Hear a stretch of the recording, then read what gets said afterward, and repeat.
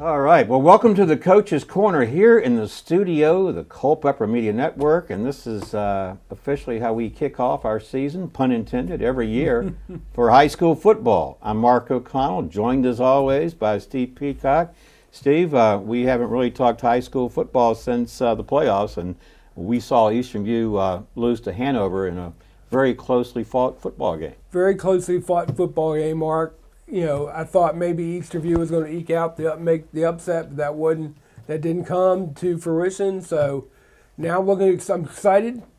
Football's back in town. You know, we're right now first game August 25th with the Cannonball Classic. That's how the season kicks off for both Culpeper and Eastern View, and of course, you know, as everyone is aware, it's a game Eastern View's never lost, and likewise a game Culpeper's never won. Now, Eastern View enters the season under head coach Brian Lowry. He'll be entering his third season already. And Culpeper has a new coach in Eric Sherry, who's going to come to us by way most recently of Charlottesville High School. So new beginnings for Culpeper. Some continuity there at Eastern View. I suspect both coaches will have a high level of enthusiasm anytime you're taking on a new job, and it really does bring some excitement for you if you're Coach Sherry. And I really think with Coach Lowry, he's really put together a good staff. Yeah, he has, and I'm excited about them seeing how they're going to build on last year, meaning Eastern View, and also looking forward to Culpeper. Expect them to be stronger with the new coach Eric Sherry. Comes from, like I said, Charlottesville. And going to be interesting to meet him and see what kind of offense, defense he likes to run. And I'm excited. I think, I know Culpeper has not beat Eastern View, and I know that sticks in their craw. They've never had any luck. And I know Eastern View's got good program, good coaches, and it's just it's going to be exciting this year to see if Culpeper can get one this year. It's going to be fun. All right, we're going to have an opportunity to talk to both coaches. I want to talk about the schedule, Steve, because both these teams are in the Battlefield District, but when they get into the postseason, Culpeper is still classified as 3A and Eastern View at 4A. That's where they'll part pass and play their respective competition. But if we look at the schedule, so there's a lot of similarities between Culpeper and Eastern View. The one thing that stands out for me is that Eastern View will be playing Westmoreland this year, and this is going to be our first look at Westmoreland. But then a lot of the other, they have a lot of common opponents as well. So one thing that will continue is the rivalry that Culpeper has with Orange County, and Orange County has a new coach as well. That's right. Coach Lord stepped down to take a AD's job at Riverbend. Riverbend, right. That's right. what I thought. Jesse Lohr is who you're referring to, and then I think Orange's new coach is Colton Bayless, who played there. So I don't know how they're going to do, but I think that Orange and the Culpeper matchup is certainly going to be both teams have a new coach, so we'll see what happens. And let's start, if you will, let's take a look at both teams. Eastern View's standpoint, and we mentioned that we saw them last in the playoffs against Hanover in a game that could have gone either way.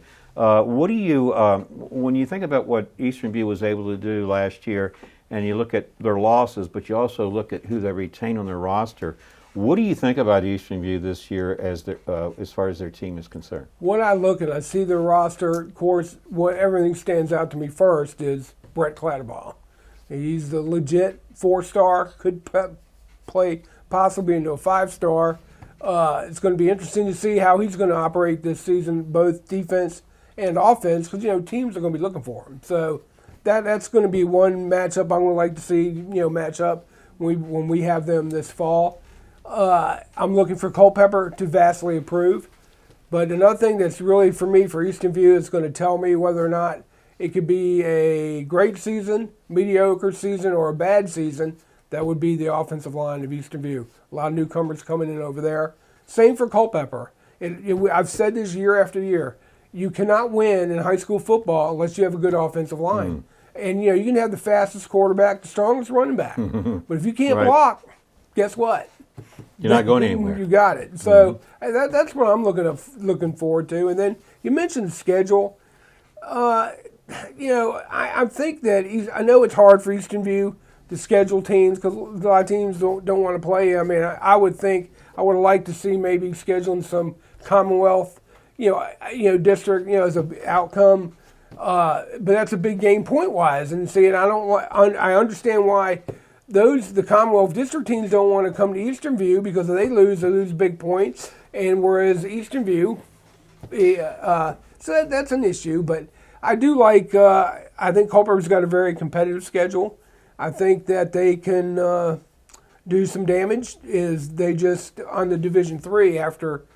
There's only one Division III team in the battlefield other than Culpeper, and that's now James Monroe. Right. So, Culpeper has a bit better shot to the playoffs, but they got to play sound football. But we'll talk about that when we talk to Coach Sherry. Well, so one exception maybe to what you said would be that Eastern View did get one draw from the Commonwealth District in North Stafford. They're a 6A team. So, and I'm not sure how good North Stafford is, but because when you think about that area, I think Mountain View comes to mind. Right. And Brook Point, perhaps. Mm-hmm. But North Stafford has been good in the past, too. But that's, that would be, if North Stafford being a 6A team, if Eastern View could defeat them, that's a major power point. Well, I'm glad you correct me on that. I didn't want to, say that they weren't scheduling, out as tougher opponents. North Stafford is going to be that's going to be a good game for Eastern View. If they can get that win there, a lot of points come with that one. Right. And, and then Brook Point plays Culpeper, I believe it. Not Brook. Do they play? Oh, they got Brook Point on Eastern View's schedule. Yeah, so you're right. So they get two draws from that Stafford area, the Commonwealth District, and Brook Point and North Stafford. And Brook Point, I still think is a 5. And I think that's correct. But still, a lot of points there for Eastern View. Mm-hmm. Culpeper, you look at they got Orange as one of their non-conference, and. I'm trying to, what's the other one besides Orange County? Fauquier. Right. They got Fauquier on the schedule. And see, that's good gains for Culpeper because they can get bigger Fauquier, Division IV team, more points right there. So they'll be able to, in Orange County, see, Orange gets that bye, but they're not going to get it next fall. But they get that, they're really a Division V team student-wise, but they petition and let they play in the Jefferson District. And but they have to qualify for Division V when it gets to the playoffs. They can't play, the way I understand it, as a Division IV. If they make the playoffs, they're going to be playing the Commonwealth. I think, but I'll double check that. But okay. Well, before we meet our coaches, let's talk about the Cannonball Classic, Steve. What are you sensing around town in terms of this upcoming game? A level of enthusiasm for it, watching these two teams go at it again. Oh, the enthusiasm's always there. It's good, and it's really, you're going to see it more. I would like to see it more on Culpeper side from an attendance point of view, but I understand it's still, the kids only been back to school a week and a half. It's still summer. But the thing is that I think it's going to be hard for me, to say, Eastern View I don't want Eastern View to take them lightly, okay, thinking, oh, it's Culpeper. They've never, beaten us. And then Culpeper's got the other side of the coin. We're going to win. We got to do something. I mean, they've only had one close game in 14 years? Well, and that was in 2009. That was in 2009. So, I'm like I said, we got to be biased. We can't be biased. We got to, broadcast for both squads. I'm thinking I'm going to go out on a limb here. I'm saying it could be a close one this year, and I think it's going to come down to the line of scrimmage. Who can control that is going to win that game. But I don't know. I don't know if it'll be a big blowout. But again, but with players like Brett Clatterbaugh on this team, the way he operates, it's going to be fun to watch. I'm looking forward to it. If it's close, it'll be entertaining for both sides, that's for sure. Well, Steve, that's our angle on the preseason and getting ready for the Cannonball Classic and both teams' schedules. Let's meet our coaches, and we'll begin with Eastern View head coach Brian Lowry.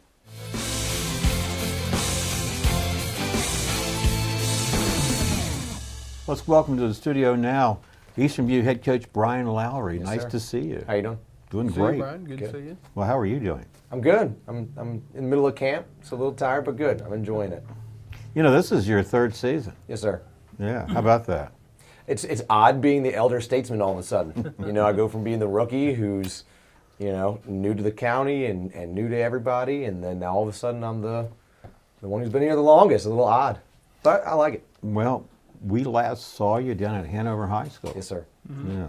you guys made the playoffs, and then that's where the season ended. So what's happened since then? I think a lot of building. So one thing that we started doing last year was having different team names like Team 15, Team 16, so on and so forth. Because every year you have a different team, right? You have kids move on, whether they move, whether they graduate, whether whatever, right? So Team 16 is where we're at right now, and the theme for this year, we brought that in when we started in January with lifting, is just next step. It's just take the next step, right? So, and I think we've done that each of the last 2 years. We grew year one, definitely grew year two. And I think there was you could see the growth from each big game, right, within that second year. And I think second year was a lot about learning that we could play with anybody, right? But then now year three is taking the next step to now we got to go beat anybody, right? And really just take our places where, you know, the vision of Easterview always should be, right, is just with the best ones. And that's kind of our goal, is to take that next step. So just a lot of work in the weight room, a lot of work on chemistry, a lot of work on culture, a lot of work on leadership. And I think culture is one of those things that you have to protect, you always have to work on. And when you think it's done and you think you're good and you rest on it, that's when things deteriorate. And so we're not doing that. And so just a lot of work. Well, you know, Coach, like I said, beginning your third season, and, you know, like I said, I thought you had a good game against Hanover. Certainly could have been a winnable game, couple of mistakes. Who are you looking for? And we all know about Brett Clatterbaugh, but who else are you looking for to stepping up this, trying to make a big move? And are you talking about on the field? Talking about leadership or both? Both.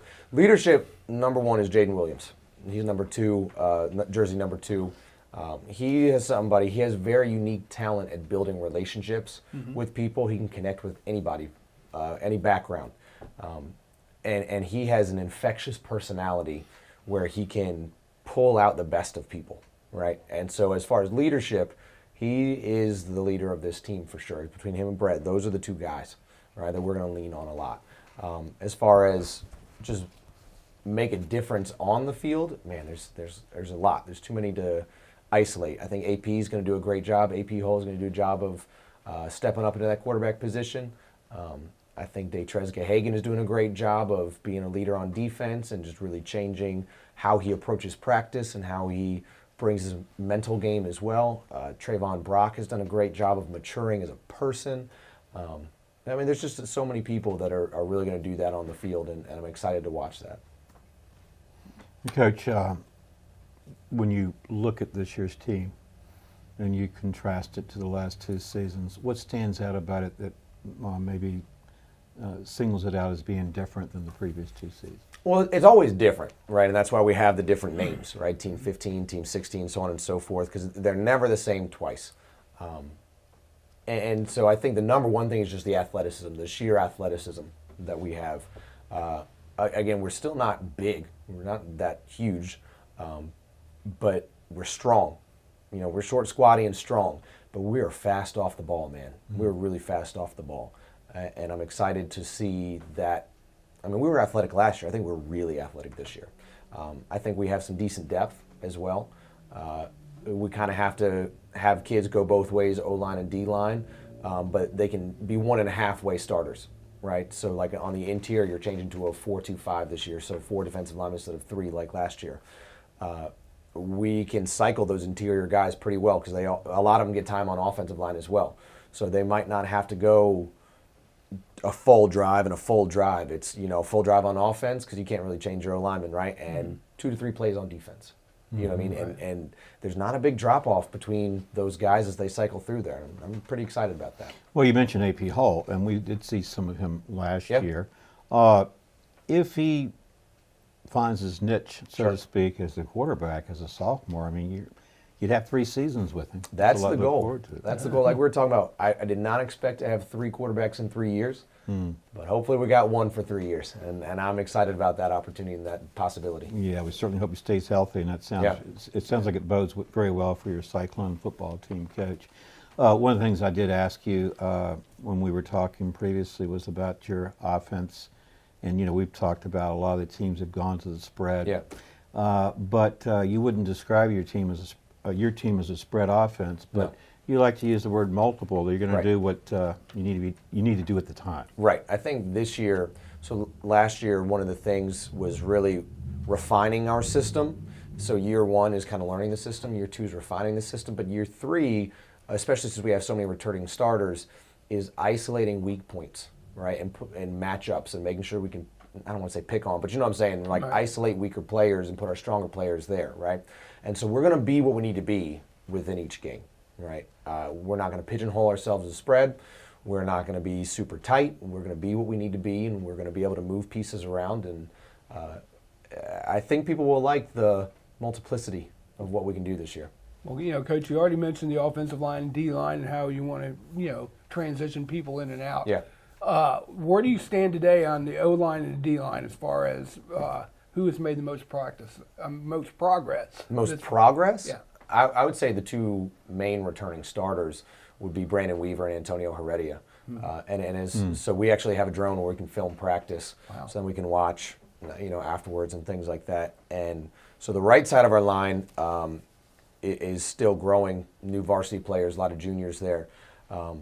There's so much technique and there's so much chemistry that has to come with your down blocks, with your double teams, with your whatever, right? And that right side line is we're getting there, right? And that left side of the line, well, they played all year last year together. Brandon Weaver came in he was probably 5'11", 190 pounds. And he didn't start the first game, and he started the whole rest of the season as a little dude, right?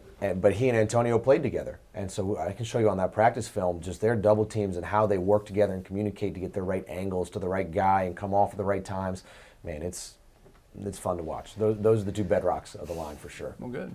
Well, I think one of the things that sort of stands out is that, I was looking at last year's roster, and, I always look at the number 12, your seniors. Who did you lose to graduation? And I counted a lot of, top names. Yeah. And then this year, you lost not only the seniors to graduation, but a couple of players who've transferred. Sure. And yet you still use the word having depth. Yeah. And that's got to be a good feeling for you as a coach, knowing that despite the graduation losses and players that might have transferred, you're still able to say that about your team. Oh, for sure. I think some of that's the next man up mentality, but everybody says that, and it's quite cliche, so I don't really want to harp on that. Right. It's just that I think there's a lot of, and people from this area know there's a lot of talent in this area, right? So when we talk about depth, it's not always experience depth, but it is depth at ability level, right? And as they continue to play together, there will be more experience, right? I think we have a ton of talent in our youth leagues. I think we have a ton of talent in our middle schools. And I think we do a great job with our JV program as well. One thing we do differently than some people is we don't have a varsity and JV staff. We have offensive and defensive. So they're getting the same schemes, simplified on JV certainly, but they're getting the same schemes for 4 years. Right? And so they're used to coaching styles. Right? They're used to the vocabulary, the phrases for different techniques or whatever. And I think that just helps to continue to build over the years. Coach, would you like to, recognize your staff, because a lot of the guys have come back, and I think that if you don't mind, I think it should be singled out really. And we're going to hear some familiar names. Donald Downs. Yeah. Yep. And I think Steve and I, he was at Culpeper. I think we referred to him as the magician Yep. at quarterback. I didn't know that. Really I'm hide gonna that rag on football. him for He that. can make people miss. You think they're going to flatten him. Next thing you know, he's coming out of that pile. Well, let me He's tell you like a about rugby. his ACLs now, because he can't do that anymore. Sorry, Donnie. Well, you know what? He was so good at it that I was calling the wrong play. Oh, wow, okay. Oh, he didn't really do that. He's down, So it was the magician. That's Donald funny. Downs going to be your defensive coordinator Yes, sir. and coach your safeties. Yes, sir. Here's a familiar name too from Culpeper, Eli Marks. He was Yeah. one of their, he was a very He was all-state? versatile player. He's going to coach your cornerbacks. Yes, sir. All right. And I want to say he has brought so much energy to that staff. Man, he's got that young passion to him. He's got the energy that some of us older people don't have quite the energy all the time, right? He's been a great breath of fresh air. It's been fantastic. Appreciate the comments on each person, because they all bring something different to the table, obviously. Austin Pickett, another guy comes over from Culpeper. Right. I kind of raided the closet this year, didn't I? I'm sure they'll forgive you for it. They'll probably take Maybe some of your not. guys in time, right? All right, you're going to be really responsible for coaching the quarterbacks. Yes, so sir. AP Hill's going to be your, shall we say, protege. Yeah, and I'm excited about that. That's I said where Hill. I meant to say Hall. That's okay. I knew that would do that in time. AP Hill building's across the street here. All right, Aaron Brown, offensive line. Yes, and he's been here since I got the job, so this is 3 years that he's gotten to mold these kids and really work with them and build the chemistry, and it's good to see the growth between them and him. It's been fantastic. And how about Jeff Jenkins? Here's a guy who's Not grew up here. popular in Culpeper at all, is he? No, hardly known in Culpeper. Not at all. Jeff Jenkins, great guy. He's going to be your offensive coordinator. Yes, sir. All right. Chuck Dorsey, running Yes, sir. backs. He Yes, played sir. for Culpeper. Yep. Remember Chuck that? Dorsey? Yep, in the 90s. Okay. And then defensive line, Brent Hartle. All right. Any comment there? I think what's special about Brent is he's not an old guy by any means, but he brings such an old, mature, responsible soul, and he brings a tone in his voice that kids immediately listen to. And he's really good about balancing perspectives and making sure we're seeing big picture. He's a really great piece to lean on. Not just technique, because he does a great job with the defensive line, but just culture and making sure we are in our right spaces as coaches as well. And then Michael Mancini. And this is his second year, so he was on the staff last year as, I want to say he was outside linebackers. I know he worked with Coach Labazetta as linebacker coach as well. And he's our JV defensive coordinator, and he's done a tremendous job. He does a great job of moving during practice, making sure we're not ever just standing there, but we're rolling, we're working on technique and things like that. Did I leave out anyone? Not that, no. I will say Scott Small is our character coach. He's with Fellowship Christian Athletes. He does a great job of coming in and working on basic things like focus, talking about leadership, talking about brotherhood and things like that. Because Separation Church and State, we don't bring religion into it, but he does a great job of focusing on culture, which is important because culture wins and loses games. Yeah. Well, it sounds like you're very excited to get the season going. Tremendously. And of course, it all begins in terms of the first game in the annual Cannonball Classic. Yeah. How does that make you feel? It's just exciting. It's always exciting. And not just because of the tradition of Eastern View, right? But the culture that the town brings and how many people show up and the energy that they bring and the excitement that they bring. And I think that's special to high school football. Right now in our world, it's so politicized, but that's something that we all still come back to. You know what I mean? And it just, with the world of technology, we pull apart a lot and we're coming back together. And that's a fun part. That's something that is classic. Yeah. High school football has that sort of ability. Yeah. And, that's why they talk about Friday Night Lights. Right. And, Right. And the other thing, too, on a personal note, Coach, I'd like to congratulate you on the addition, Thank you. newest addition to your family. So Thank you. You and your wife are parents of three children now. Three. So your youngest is 6 months old. Yes. Also why I'm tired. So I shouldn't say that. She's got far more responsibility than I do. I was just going to ask you, Coach, before you get on out of here, is looking at the district. Yes. You're looking at who is, King George I know is going to be strong because they still got those two receivers and defensive backs. Yeah. And but their quarterback moved on. But, Thankfully. And who runs the show.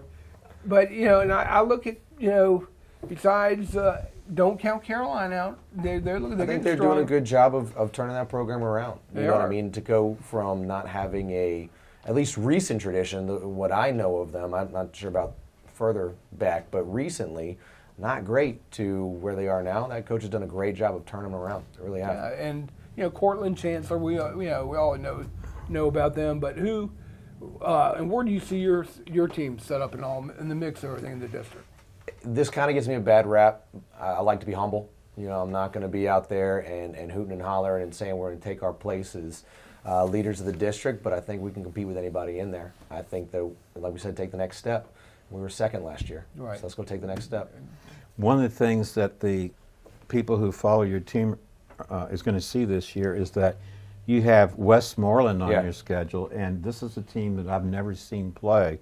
But you were telling us that Westmoreland is there because you wanted to play against Liberty, but in the Northwestern District. Yeah, they have 11 teams, right? So they had to play a 10-game district schedule, and that was mandated by their district. So then we had to drop that game, and we're like, well, we got to get somebody else, and we were able to get them. Westmoreland's the old W&L. You know, Okay. Washington Lee Montross. That's who Westmoreland is. Really? They Okay. were a single A team. Yeah. Are they still are? They I moved want on? to say they are. I want to say they're one. Yeah, but, they're So a bit of a drop in power points from 4, like Liberty was, to 1, but Right. we'll make it work. they're projected to next year to move up Okay. in AA, but that's where they are. Coach, any final thoughts? Anything we didn't talk about that you really wanted the listening audience to No, know? not really.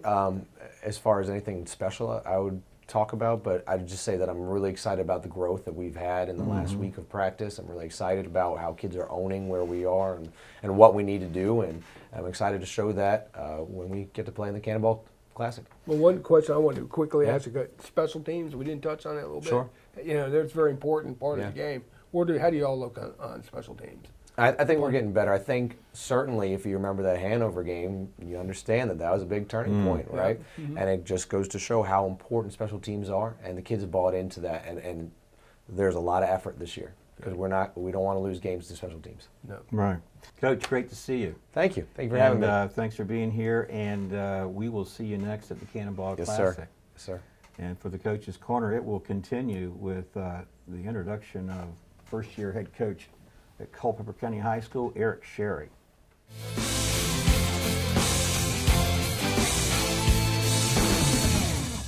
All right, let's welcome to the studio at this time, for the first time ever, Culpeper's new head coach, Eric Sherry. Coach, welcome. Thanks for joining us.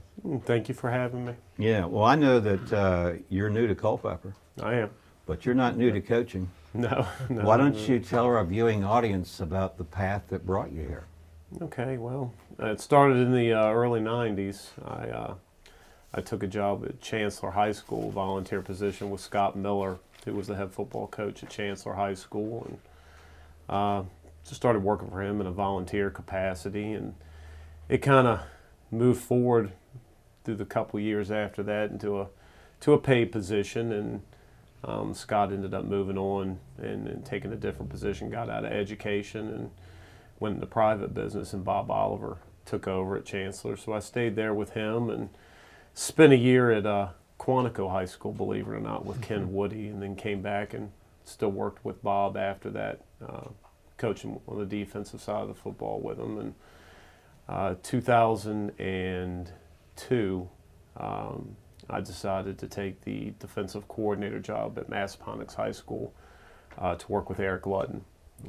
And Eric Ludden to this day is one of the finest coaches, not just in this state, but in this country. They don't make much better men than him, and he taught me a lot, as did Bob and as did Scott. But Eric's just quality human being and great football coach. So I had 10 great years with him. Really, at Chancellor, we were more of a wishbone set team. We really weren't focused on so much of the option as much. It was more of a power scheme. And got to Massaponax, and we were certainly focused on the option. And he teaches it so well, and I learned a lot from him. And in 2011, I ended up taking a position as the head football coach at Charlottesville High School. And boy, we had some good years there. First year, we felt like we had to establish the program, and then those middle years, we had some really solid teams, solid kids. Sent a kid to the pros who won a NFL title, and he comes back and visits. In fact, he came back and visited the Culpeper kids for me. So, had some really great memories up there, and it was probably time for me to move on. I think for the benefit of all. They had a new administration in Charlottesville, and I think we had different visions for what the future should have been. And I wish them all the luck, and really didn't know if I was gonna. I knew I didn't want to hang up the whistle, but I really didn't know where I was going to end up. And this opportunity just kind of evolved and happened. And after talking it over with my girlfriend Karen and my family, we decided to take a chance here. So we're here now, and we're happy. We're glad you did, and not only that, a part of the story is that when you said that you were even thinking about maybe being an assistant coach somewhere, you didn't want to hang up the whistle, as you said, but you also talked to someone we're quite familiar with, Lou Sorrentino, Yeah. and he had some influence in your decision. Well, yeah, Lou's a quality person, Again, another good human being. And obviously he had success here in Culpeper County. Him and Greg Hatfield, I bounced a lot of stuff. Really, Greg probably more so than Lou. And just good people to talk to get a read for the county, the youth programs, and what really the feel was, and what could be done. I think at Culpeper, I think it's a great administration. The AD is a fantastic guy. The principal, just solid people. Dr. Soderholm, the way they lead and try and manage things, falls in line with a lot of the ways that I think too. Mm-hmm. So I couldn't be happier. It's really worked out well. Well, Coach, touch on that a little bit. I mean, how do you plan coming in this year new as a new coach, but trying to get the kids out for football? That's been a problem for Culpeper in the last few years. They get like 60 kids out, but when the first season starts, they're down to like 31, 32. And I just want to, I know you're going to bring an enthusiastic approach and and also a disciplined approach. But what do you do when you see kids you want them to come out in football? How do you express to them, or in a whole, how are you going to get kids to come out? Yeah, I don't think we were left a bare cupboard. Right. I think Coach Ford did a great job, and we got some great quality kids there who want to join the program. I think that's something that I think all high school programs do face. There are certain special ones, I think, that get the numbers regardless. Right. And I think, from talking to certain friends of mine, the numbers are actually up in parts of it, and then numbers are down in parts of it. It's sometimes it peaks, and and sometimes it declines. But I think for the most part, we're getting past that, and I do feel like it's going to make a turn up again. I think when people realize the value of their child playing football, there are risks. I wish I could tell every mother, grandmother, father that there was no risk in their kid playing football, but there's not. There's certainly a risk. There's a risk crossing the street during lunchtime traffic. But there's a lot of value to playing football as well, and the value of the discipline and playing as a team, and just the regimented part of it's very parallel with holding a full-time job, and it kind of can prepare them for that, for working those, a 5-day week and getting paid on Friday night. Right. Well, one of the things you mentioned when we spoke earlier is that down in Charlottesville the last 3 years, the numbers were way down. They were. Yeah. And you come here, and in contrast, the numbers are very much up. And in contrast to Culpeper's previous years, the numbers are good. But you also mentioned that here in the community, you sensed quite a bit of enthusiasm and support for the team. There is. I've had a lot of people reach out to me. The Youth Association here, I've got a couple of guys volunteering on my staff to help me out, and also to help me understand what is going on with the community and how it appreciates football, and maybe some of the concerns they could possibly have. And we're trying to do a little bit of an outreach. I know that myself and Coach Lowry from Easternview spoke. They had a little clinic there, and that was kind of a good day just to kind of get there and meet some people who are coaching in that league. And the stakeholders will always drive a lot of this, and I think they want what's best for these kids, and they understand the value of football. And I think when you can get some bright minds and some people that really want to do some things together, I think you can accomplish that. And there's been nothing but support that I have received here. I will tell you, there was a funny conversation. I believe it was my first week working up here. I stopped at a gas station, and I believe it's off 666. It's the Shell station, and I pulled in to get gas, and some fellow looked at me and said, "Hey, aren't you the new head football coach at Culpeper?" I said, "Yeah." He said, "You guys suck." And I said, "Well, thank you." I said, "I hope we can change that." But so that kind of hit me kind of interesting as well, that people would care enough to tell me that. But seriously, from talking to people who've coached here, obviously, Coach Sorrentino's a pretty legendary figure. Coach Hatfield had so much success at Easternview. Football can be won here, not just at one school. I think there's certain ways of doing things. My approach is probably different than others. I do believe in the value of discipline and the value of being in shape, and we want to be Scots. We want to be the state champions of toughness, both mentally and physically. regardless of how talented we are, that's irrelevant. We have to be tough-minded people, and we're getting there. It just takes time. All right, Coach. Well, we're appreciative of the fact that you're here, and already you've mentioned some names that for guys like Steve and I, Johnny, have been following high school football for so long. I mean, very notable names. You've mentioned Lou Sorrentino, Bob Oliver, Eric Ludden. You've mentioned Greg Hatfield. Saw him recently. Greg, like you said, had some very successful years here in Culpeper County at Eastern View High School. He was their coach until he left. Yeah. And he's at Battlefield, and he's doing a great job up there. But you know what he told me recently when I ran into him? He said, I really miss what we had here. This, this sense of community where the people, really come out and support you, and you have that identity in your community that follows your team, Absolutely. And I think you're going to enjoy that factor. It is a different feel here. And that's I agree completely with him on that. I've been very fortunate. And I think when you've certainly done it long, done something, you do something long enough, it's you're going to meet good people, bad people, and I've just been fortunate enough, I feel, to meet some quality human beings, and also guys who really know how to coach the game. And I think you find a community that wants to back, it becomes such an integral part of that fabric of that program. And, it can and it will happen in the Culpeper community. Yeah. I really believe that. It's going to be interesting if 4 or 5 years from now you, by chance, happen to meet this same individual at the gas station. He says, aren't you the Culpeper coach? And you go, yeah. I said, you guys are doing a great job, man. You never know how that's going to be. Well, I welcome that conversation. Exactly, and time will be that great indicator, of course. But I wanted to say, you mentioned Bob Oliver, and I always think of the wishbone offense. I think of Bob Oliver.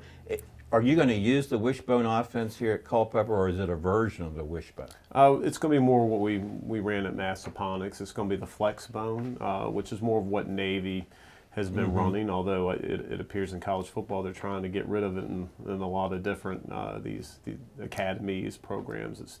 It's not so much, I guess, an offense that a lot of people want to watch on a Saturday afternoon other than people like me.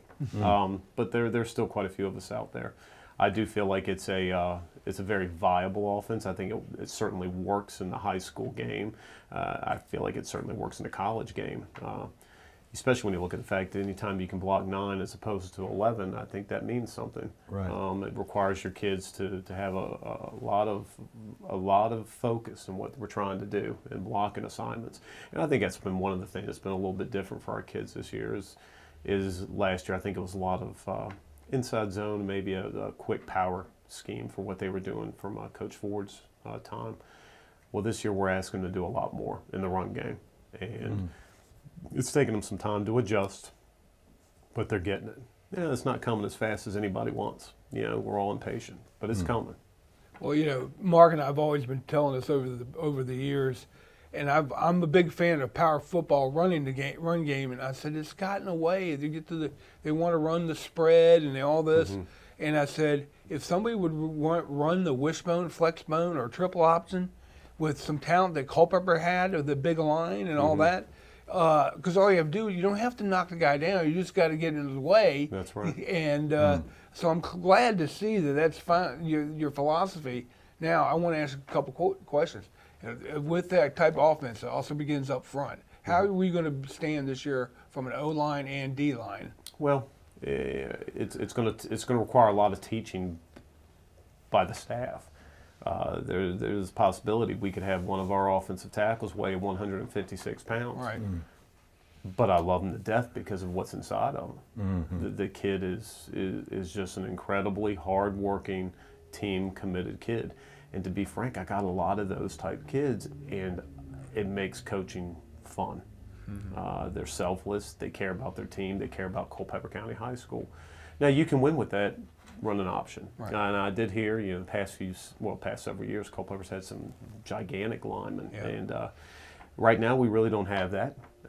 It appears our JV team does. JV teams looks like they're going to have several big kids, and hopefully we get them in the program and understand about dotting the I's, crossing the T's, you know, and doing the right things and making sure they're doing all the things we require. But we're going to be a little bit smaller than we were, but that's fine. It's still a job to do, and I'm sure they'll do it.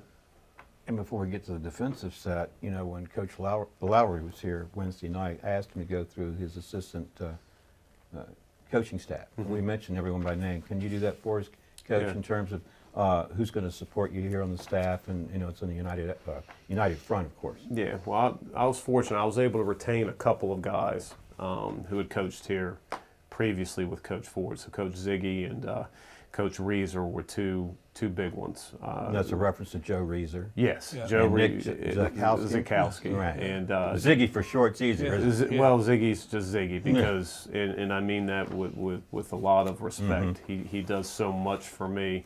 And Coach Butler obviously ran our JV program and did some D-line work, and he's still doing both. But they're just very, very Culpeper County people. They're all alumni of the school, and I think that means something. And they're very good teachers of football, and they bought into exactly what we're trying to do. So that means something. You know, you got, amongst those, I also got Coach Mark Dennis back, who's our track coach. Right. And cross-country coach. But that was a big thing for me because I coached against him when I was at Massaponax, and you know, he played against and with a kid named Ken Hicks that played at Right. Culpeper. Yep. And it wasn't the Hicks kid that gave us fits. It was, believe it or not, Mark on the kick returns that gave me fits. And it just, I remembered him, I remember what kind of quality kid he was, and then I get here and, you know, Doc Soderholm told me that this is a good guy, he's a great coach, and you really need to talk to him. And luckily enough, I was able to convince him to come out and help coach. So that was good, and I was able to bring my son here, who ran the triple option for Eric Ludden for a year, but was in his system for 3 years, and he ran it for me his senior year. So he's going to run our flexbone offense, and you know he's teaching English in the high school, and so I'm very comfortable with our staff. We got a middle school coach, Coach Brandon Cobb, who's doing some great things because he has such a knowledge and relationship with the younger kids coming up from the middle school. Then we got two solid volunteers, and Spider Lawson, who works with the youth association as well.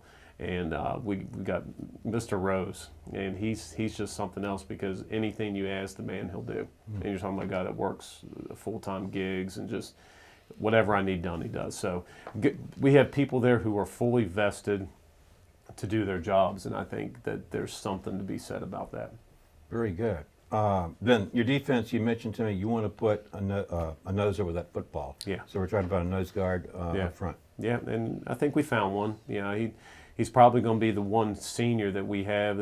It appears to me that we're going to have a couple seniors that are going to get him a lot of playing time. Now that leads to a lot of inexperience playing as well. But these kids are talented kids. But this kid, Genoa Lanes, he's I think 5'5", but he's a fire hydrant. And he's a strong kid, and he's buying in, and he's really worked hard since I've gotten there, and you know he's certainly earned the chance to play that position. Now, while we have that nose tackle, that you know we're an odd front scheme, but that's really by name only. You know, we're doing a lot of movement to get into even and an odd or a 4-man rush or a 5-man rush. You know, whatever you got to do to try and prevent things from happening, because there's nothing worse than a team that just wants to come out and slobber knock you all night and just run the ball down your throat. It's not a very good feeling. So you've got to find ways to get that ball back. You know, Coach, thinking, you know, from an offensive standpoint, the flex bone, and what a lot of people don't know about it is that you can also throw out of it too. And I just wanted to, how's your receiving core and quarterback going to do this year? So we were very fortunate. We had 3 quarterbacks, all of them young kids. All 3 of those kids can win football games for Culpeper High School running flex ball. Wow. And that is a great position to be in. So we're going to pick one, and the other 2 will start 2 ways on the other sides. I mean, they're that talented of kids. But all of them can execute the offense. All of them are just great kids. Again, it's what makes it fun. But they're all capable of doing it. They're able to, their footwork's great, but every one of those kids can spin a football. And, you know, you talk about the flex bone. I think that's one of the things that kind of goes unnoticed. You know, Eric Ludden taught me his not just a 3-step passing game, but a sprint out game and a play action game that can be devastating. And his quarterbacks always were able to do it. My son, his senior year, even though I believe we were only a 1-win football team, I think we finished with 21 kids that year. I mean, I can't remember exactly what the number was, but he threw for 1,800 yards. So I mean, it's certainly, you can certainly throw the football. We have kids that can catch it. Yeah, we have kids that have been in the weight room. We got a couple of kids from the track team, thanks to Coach Dennis and the relationship that he built there. So we're excited. It's inexperienced talent, and really the only variable is time. And I think the only way that really comes is through experience. You know, sometimes the practices can get long, but this is all part of the process. And you know, I've always talked about and learned that if these kids will embrace these hard things, and you go through these things and embrace the obstacles, on the other side of it, they're going to be such better human beings. You know, and not just to mention a better football player. They're going to be better men. They're going to do things that require some effort, and that's not a bad thing. So right now, you know, well, before we came out here, you know, Friday practice, we had a Wednesday scrimmage, and we had a good hard practice, and it was nice because it was a little warm, and I think that offers a challenge to them, and there's nothing wrong with that. And they know in a week, you know, from tonight, there's going to be thousands of people watching and cheering them, where the county gets divided. You know, All very informative, all really good stuff. So the time we have left, I want to ask you, what's the, next Friday, Cannonball Classic. I know you're excited about it. What's your feel going into that game? No, I think the kids will. I know the kids will be ready to play. I know the kids will be in shape to play, and they'll do the things that are required to execute what's going on. They're excited. This isn't certainly a week, I think, that you give pep, speeches, or give the big old, speeches, as the Gipper's not going to be constant here. They're already excited. However, there's also facts in this thing that we have to identify. In every other sport, Culpeper and Eastview, man, it's back and forth, back and forth. Well, not football. Yeah, that's good right. Football, let's be honest, Eastern View's had Culpeper's number, and we're certainly aware of that. Right. And much respect to them in the program, but we're going to get there. Don't know when, but we're going to get there. And the kids are embracing that challenge, and they're embracing the work that goes into that. And so we're excited about it. The opportunity will be big, and it'll be fun. Yeah, I just remember there's been only one close game in the whole series, and that was 2009. 2009, and everything else has been a blowout basically by Eastern View. And like you said, that's a testament to how well coached they were by Coach Hatfield, and Coach Lowry doing a good job following him. Yeah. And I'm glad to see that, Coach, because I bleed blue and gold, and I would love to see Culpeper get back.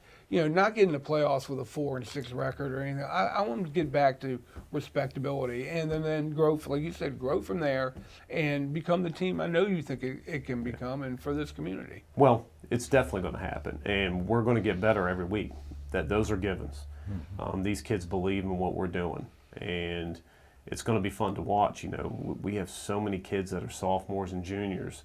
It's going to be fun. It really is, and I love the fact that they're not backing away from the challenge. Mm-hmm. That they've embraced what's in front of them, and I think that's healthy. You're not going to make great strides unless you embrace the steps, and they've embraced it, and man, we're really excited.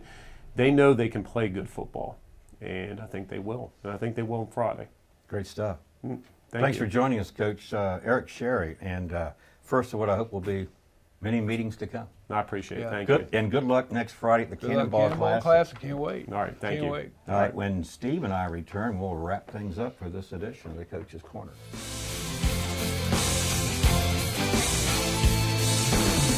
All right, welcome back to the Coach's Corner, and I'm Mark O'Connell, Steve Peacock, and we're going to wrap things up here tonight. So, Steve, we've had the opportunity to meet, again, Coach Lowry of Eastern View, and for the first time, Eric Sherry of Culpeper. So here's something I think that both these coaches have in common: enthusiasm. Coach Lowry enters his third season at the helm of the Cyclones, trying to fill in the very large shoes vacated by one and only Greg Hatfield. And by the way, wish Greg well up at Battlefield and his family well always. But so Coach Lowry's very enthusiastic. But then we meet Eric Sherry, new to Culpeper, but not new to coaching. Right. Got a pretty impressive resume. Sure does, Mark. I mean, he's been coaching with a lot of coaching legends in this area, especially Eric Ludden over there at Massaponax. He's also coached under Bob Oliver, former chancellor, and Scott Fisher, over there, Scott Brooks, excuse me, who started before Coach Oliver. And he's also, like I said, been able to also talk to Coach Hatfield, and even spoke to Coach Ford about not only the players and the defense, the football info, but more of how community we are and how this community does embrace football, but also Culpeper hadn't beaten Eastern View, so that's a big thing in the community. If Culpeper can maybe turn the page this year, we'll see. It's certainly not. He's a good coach. Certainly not a fact lost on Coach Sherry, his staff, the players, or Culpeper County High School. They know it. Yeah. And it's just, I think when you first come into a program, no matter how good a coach you are, no matter how good your staff is, the players, it does still take a few years to really put it all together, don't you think? It sure does. I mean, you got to crawl before you can walk, and you got to build the foundations of the program. Foundations start with recruiting good kids and good athletes, but also making sure, and I think Coach Sherry's going to do this, that it's a well-rounded individual, the kid that comes out. They care about your grades. We care about you as a player, but not only the player, but as a person. Well, and that's the sort of thing, information or statements that we would have associated with another legendary coach, Shirley Gray. Yes, absolutely. He would talk about that very thing, is that it's not just your demeanor on the field, it's what you act like off the field. Mm-hmm. And what are the lessons you're learning, not only on the field, that you're going to use in life. Exactly. We're going to try to coach you and help make you a much better citizen. And Coach Lowry over at Eastern View. I mean, he's worked his system in now, and kids have bought in. So it's going to be I think both schools are in good hands with their football coaches. But now we got to get down. Now it's season starting 1 week from today. The Cannonball Classic. I know we'll have a chance to do this in our pregame before that game starts. But let's break down these two teams if they were to match up tonight. Eastern View, let's start with them first. Coach Lowry mentions multiple sets on offense, not just the spread. They're going to set it up in whatever way they need at that time against that given opponent. Defensively, you start with Brett Clatterball and company, but that's not where it ends. And then we'll go to Culpeper after that. So Coach Lowry talks about depth, even though you have the natural attrition with graduation, but they also lost a couple key players to transfers, and yet he still says they have depth. Right, and that's very important, Mark, to have the depth, because the old mentality, next man up. You get somebody injured, next man's got to step up. And I like what Coach Lowry's done with Eastern View. Is now imparting his system and his beliefs. Mm-hmm. And I think, like I said, Eastern View is going to come in here to Culpeper Friday night, and they're going to be, they don't want to be the first team to ever lose to Culpeper, and Culpeper's got pressure, and they want to beat and be the first team to win. So we're going to see those two. It's interesting too that you say that. Yeah. Because I hadn't thought about it from the Eastern View angle. Like, we don't want to be the first team to lose either. Yeah. I mean, they wouldn't be the first team to win, but we don't want to be the first team to lose. Yeah. I hadn't thought about it. That's an excellent point.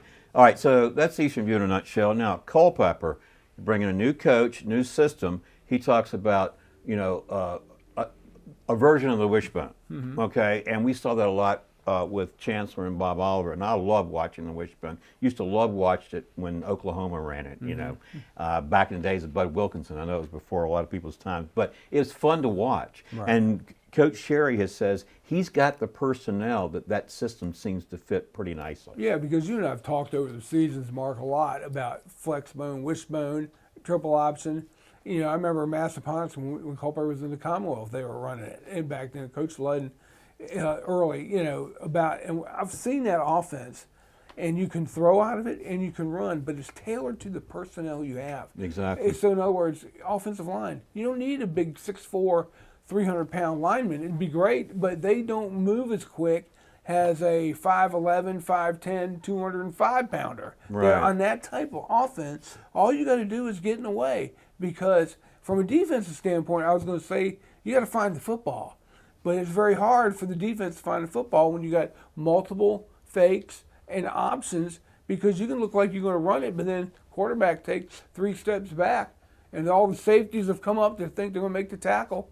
Who's wide open? Receiver on Exactly. the other side. Well, and you brought up, as you typically do, because it's always very important, it all begins up front with your offensive line. And we've made the observations in recent years, and Coach Wakefield apparently conveyed this to Coach Sherry. Yeah, we had size. Yeah. But that wasn't enough, because you got to do more than just take up space. Didn't have the footwork necessary or the speed to do what they wanted to do in the offensive scheme of things with their blocking.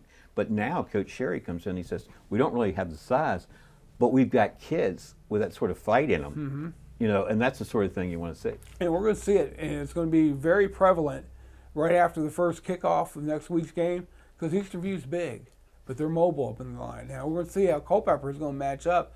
If Culpeper can have all the heart and everything else, but when it comes to physicality, you're trying to stop an offensive lineman that outweighs you by 80, maybe 75, 80 pounds, and you better make sure somehow he even gets in that gap to create disruption of what Eastonville wants to do, or it could be a long night for Culpeper, because Eastonville will just bulldoze them up and down the field. Well, and I think that you're exactly right, and I think what would be the ideal scenario for us and people that are watching the game is that it's going to be a competitive game. And last year wasn't. We've had few games between the two teams that were. We go back to 2009 when it was 21-19 at Roman Field, and it was very cold that night. Yeah, remember I that? remember But that that. was a long time ago. It was 14 years ago, and And so it was at obviously, the end of the season too. right, exactly. So, any other thoughts as we wrap up this Coach's Corner, having talked to both coaches and looking ahead to Friday's Cannonball Classic? The only other thing I want to say, Steve, is having spoken with Tyrone Butler today on the staff at Culpeper County High School, 2006 graduate, he said, don't forget, we got a Cannonball Classic on Wednesday when the junior varsity teams play. Now, of course, since the varsity's playing at Culpeper, the JV will play at Eastern View on Wednesday. So telling the viewing audience, if you want to get up there and watch that and support that great game to go see. The mini ball classic. Yeah, there you go. Any final thoughts on your take on the season, this matchup, and what we've learned from the coaches? Well, learn from the coaches. What I've learned is integrity and character they both have, and that's going to impart on their team. I also know there's going to be a physicality with Coach Sherry with Culpeper. Coach Lowry, same thing, but going to be a little bit more balanced offensively than Culpeper. Anybody would love Culpeper maybe to beat Eastern View and get off the schneid, so to speak. And like I said, Eastern View doesn't want to be the one who gives it to them. And so there's going to be that dichotomy, and that's going to be I want to see basically which team will handle that pressure. And the team that also cuts down the turnovers and penalties, I think, will win that ball game. But I'm not going to be making a prediction right now, because I'll be honest with you, I love both teams, and I think this is probably going to be one of the more competitive games than what we've seen in the past. And I think my intuition is telling me that as well. And one of the other things I think that Coach Sherry, I sense from talking to him, is that another thing that's important to him is discipline. And I think he's looking really to instill that with the team. Yep. And probably try to get the most out of what you've got and get players in the right position. Now all of a sudden I'm starting to think like, that's what Eddie Dean used to do, and so this is just another name in high school sports. We've mentioned tonight, a lot of big names. Very exciting to have both Coach Lowry and Coach Sherry into the studio. Yep. And I know you're excited about the Cannonball Classic. You're excited about high school football. To me, it's the best show in town. Absolutely. Yeah. So looking forward to calling another season with you. Can't wait. We've been around a few years now, and so we started in 1998. Yep. 25 years later, we're still here. Steve can't get rid of it. I know. But anyway, it's been great calling, having the Coach's Corner here in the studio. It's always a great way to kick off our season. We're looking forward to next Friday night in the Cannonball Classic. And that's going to do it for this edition of the Coach's Corner. Hope you enjoyed it. We certainly enjoyed bringing it to you. And we'll see you throughout the season, hopefully beginning next Friday night. Until then, so long, everyone.